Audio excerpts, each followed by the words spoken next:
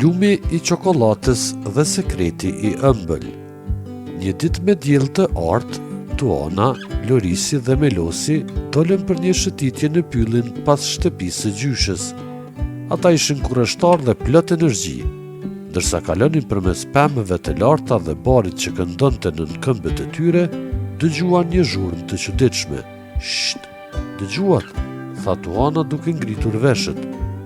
"Tingëllon si ujë që rrjedh," tha Lorisi.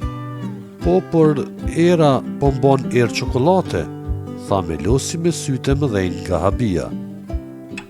Të tre vrapuan pas zërit derisa pa pritur pa një lum të madh që shkëlqente si ari në diell. Por ai nuk ishte me ujë. Ishte me çokoladë të ngrohtë dhe të ëmbël. "Ua!" bërtitën të tre një zëri. Lorisi mori një degë dhe e futi në lum. E nxorri me një shtresë të trashë çokolate. "Është e vërtet, nuk pë ëndërrojmë."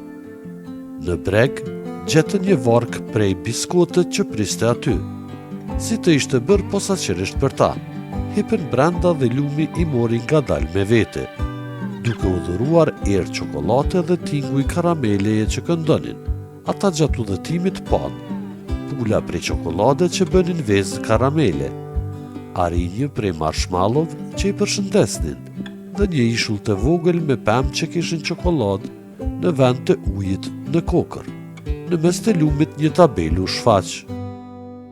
Vetëm ata me zemër të pastër dhe fantazi të madhe mund të gjejnë këtë vend, mbani sekretin.